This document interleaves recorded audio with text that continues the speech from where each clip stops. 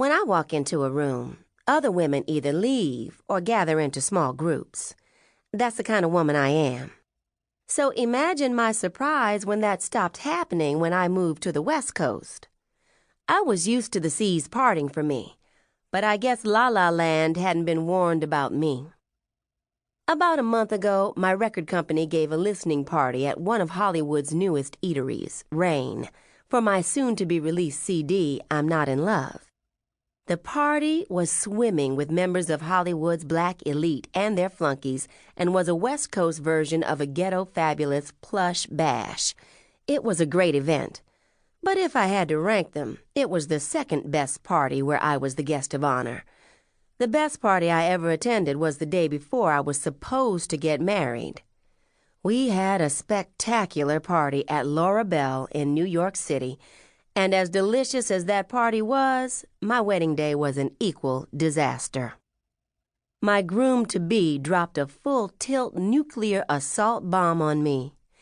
He decided the morning of our wedding that he would rather spend the rest of his life flip-flopping between the beds of both men and women instead of sleeping with just me.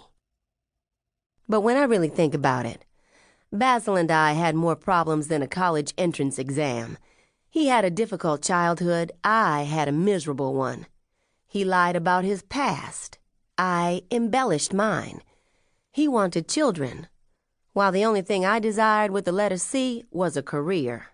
And not just any career, mind you, a career that would rival that of any diva, living or dead. My name is Yancey Harrington Braxton, now known to the recording world as Yancey B, pop singer fabulosa. Move over Whitney, step aside Mariah, J-Lo, get out of my way. I relocated to Los Angeles a day after being left at the altar, and it has turned out to be the best move I've ever made. That is, if you don't count not speaking to my former fiancé and my mother. I arrived in La La Land with no agent or manager, no permanent residence, and very little money. Thank God the real estate market in New York was so hot. I was able to get a much-needed equity loan against my East Side townhouse. The L.A. weather was so inviting when I arrived that it was hard to close myself off from the world as I had intended. I went to Malibu, did lots of window shopping, and started reading the trades looking for work. The only contact I had with New York was a call every other day from my good friend Windsor, who was staying in my house until the right offer to sell came along. One night I found myself having dinner alone at the hotel's Polo Lounge restaurant.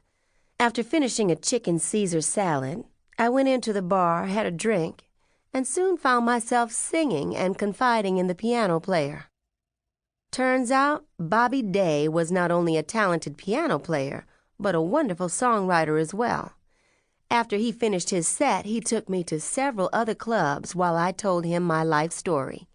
When he dropped me off, he looked at me and said, "I'm going to write some songs for that voice." I thought it was the liquor talking. So I was shocked when he showed up a week later at my suite with 5 songs written just for me. 3 weeks later, we were in a West Hollywood studio recording a demo. 1 month later, not only did I have a record deal with Motown Records, but an agent and manager as well. Who said dreams can't come true in Hollywood anymore? Right now, I'm living right in the middle of Beverly Hills in a lovely 2-bedroom guest house behind the mansion of my manager, Malik Jackson. Malik, a.k.a. Roosevelt, stopped counting birthdays some 15 years ago, but looks to be in his early 50s. I get to live rent-free. I just have to perform a few duties for Malik every once in a while. Trust me when I say I'm not talking about cooking and cleaning.